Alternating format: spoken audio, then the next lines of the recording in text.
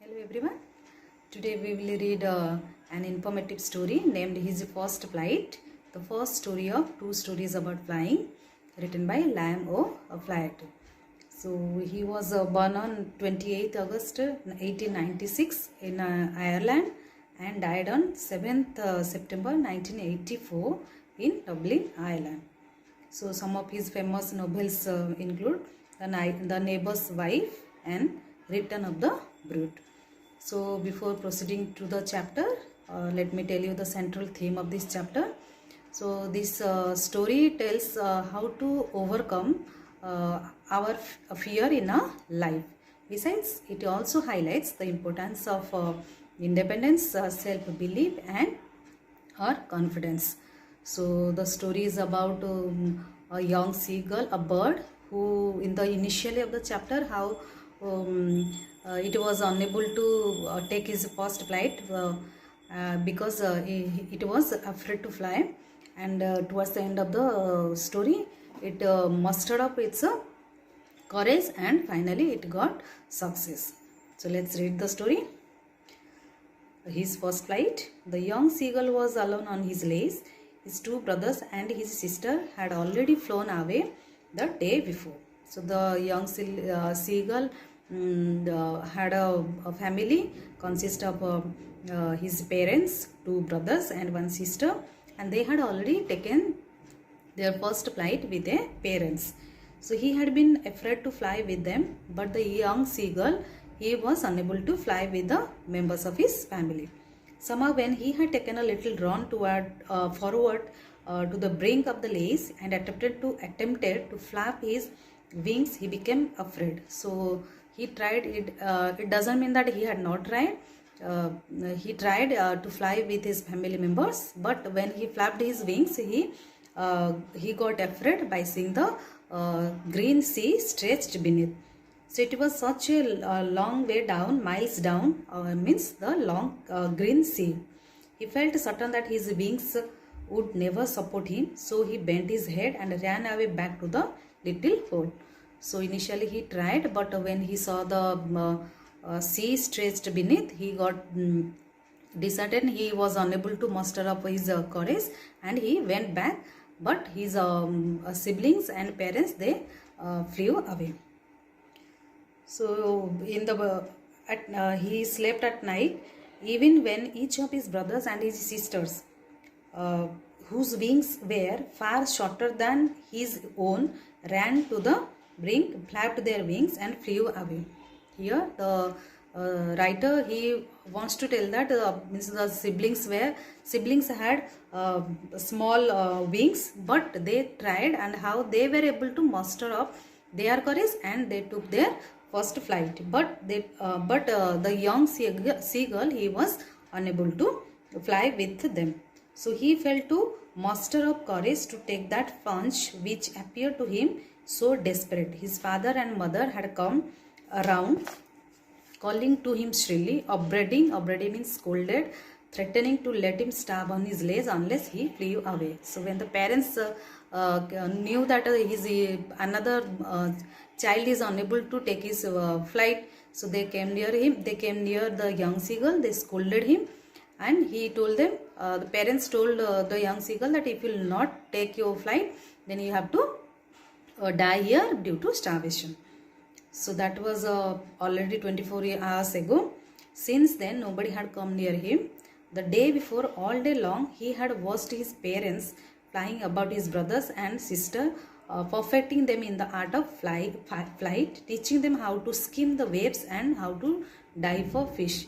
So he was on the lace only, and he was looking at his siblings and parents. He saw that how his parents they were teaching them how to dive in the water, how to dive in the water, how to dive in water, how to dive for fish, and how to skim the waves. Skim means the moves to move lightly just above the surface of the green sea.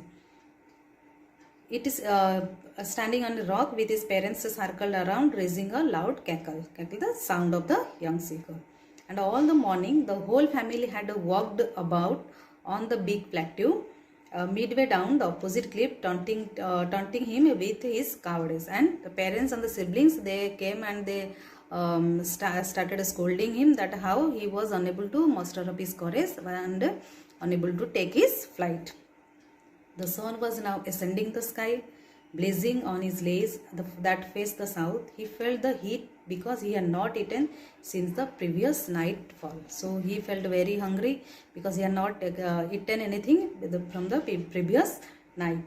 So he stepped slowly out of the brink of the lake and standing on one leg with the other leg hidden under his wing. He closed one eye, then the other, and pretended to be falling asleep. Still, they took no notice of him. They means the parents and the siblings, they did not look at him. He saw his two brothers and his sister lying on the plateau, dozing with their heads sunk into their necks. His father was preening means making an effort to maintain feathers. So father was preening the feathers on his white back. Only his mother was looking at him. So when he wanted to drag the seagull wanted to drag the attention of his parents and siblings. So he stood there and pretended as if he is the young seagull wanted to drag the attention of his parents and his siblings. He found that his siblings, they were dozing and father was preening the feathers and only the mother was looking at him. So only his mother was looking at him. She was standing on a little high hump on the plateau. Her white breast thrust forward. Now and again she told what mother was doing. Young seagull's mother was tearing a piece of fish that was lying at her feet and then scraped each side of her beak on the rock. The sight of the food maddened him. Whom it maddened? The young seagull, because from the previous night he had not eaten anything, and when the young seagull saw that mother was tearing a piece of fish, then it maddened. He got crazy for the food, and how he loved to tear food that way, scraping his beak now and again to wet it. So he cried, begging her to bring him some food. It was he was very hungry, so he started begging to his mother that to give that scrap of fish. So she screamed back derisively, but he kept calling plaintively, and after a minute or so, he uttered a joyful scream. So his mother had picked up a piece of fish and was flying across to him with it. So mother also, she understood that what her child wanted. Then she came with the that piece of fish. Then he leaned out, eagerly tapping the rock with his feet, trying to get nearer to her as he flew across. So mother came with that scrap of fish. But when she was just opposite to him, she halted. She came near. The child was young seagull was here. Mother came with a scrap of fish, but she did not hand the piece of fish to her child. She stopped there, her wings motionless, the fish in her beak, almost within reach of his beak. He waited a moment in surprise, wondering why she did not come nearer. And then maddened by hunger, he dived at the fish. So mother came with a piece of fish, and the young seagull was hungry. The seagull was here, but mother did not hand over. So that time the child was thinking that why mother was not handing the piece of fish to him. So he was very hungry. It maddened by seeing that in front of the beak he saw the food, but he was unable to get it. So what he did, with a loud scream, he fell outward and downward into space. So what he did, he dived at the fish. With a loud scream, he fell outward and downward into space. Then a monstrous terror seized him. So what the young seagull did, when he saw the fish in front of its beak, he was unable to stay there, and suddenly he dived at the fish. And what happened? This is now the turning of the story started with the seagull. So he felt he could hear nothing, but it only lasted a minute. The next moment he felt his wings spread outward. The wind rushed against his breast feathers, then under his stomach and against his wings. He could feel the tips of his wings cutting through the air. Now where is the young seagull? Now it is in the air. Means now he while he got mad by seeing the food in front of its beak, he suddenly dived at the fish, and with this he started flying in the air. He could feel the tips of the wings cutting through the air. He was not falling headlong now. He was soaring gradually downwards and outwards. He was no longer afraid. He felt a bit dizzy. Then he flapped his wings. So he understood that now he is in the air. Then he started flapping his wings, and he flew in the air. So he answered her mother, he answered her with another scream. Then his father flew over him screaming. He saw his two brothers. They also came nearer by saying that their sibling, he has also taken his first flight. So he completely forgot that he had not always been able to fly. This sentence is very important. So initially how he was unable to gather his courage to fly, but now while flying he had already forgotten that how he was unable to fly. Means he understood that he had also potential. He is also able, he is also capable to take his flight. So he completely forgot that he had not always been able to fly, and recommended himself to dive and soar and carp and shrieking and shrilling.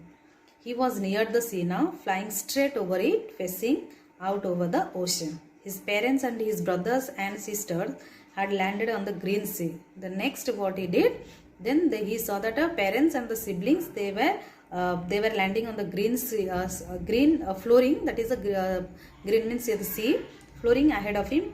They were beckoning him, calling shrilly. He dropped his legs. He also wanted to that how his parents and siblings, they were landing, they were floating on the green sea. He also dropped his legs to stand on the green sea. His legs sank in onto it. He screamed with fright. So when he was trying to stand on the green sea, he screamed with fright as if he is going to sink in green water, and attempted to rise again, flapping his wings. But he was tired and weak with hunger because he had not eaten the previous day. And he could not rise, exhausted, tired by the strange exercise. His feet sank into the green sea, then his belly tossed it, and he sank no farther. He was floating on it. So he also learned how his parents and siblings, they were also floating on the green sea. He was floating on it, and around him his family was screaming, praising him, and their beaks were offering him scraps of dog fish. So he also tried to land on the green sea, and he did also. And while trying, he felt that as if he will sink in the water, but he did not, and he learned how to stand on the green water. And that time his siblings, parents, they came nearer to him, and they also praised him, and they also offered a dog fish. So he had made his first flight. The last sentence, that how he had made his first flight. So see children, that how he initially he was unable to, he felt that he is not capable to take his flight, but he slowly understood due to hunger, how he understood that yes, he can also do. And due to hunger, it maddened that to get the food, and it took his first flight. So what is the message of the story? That if you conquer our fear and take first step with courage and confidence, then we will realize that we have unlimited potential like the young seagull. So he also took his first flight. So we should not lose our hope. We should always try to take a step with confidence. We should have self-belief we should be independence, and we have, besides we have potential, we are capable, and we can do anything we want to do. So hope children you all enjoyed this informative story. We should not lose our hope. We will get success if you try, and we should know that how to conquer over fear. So thank you children.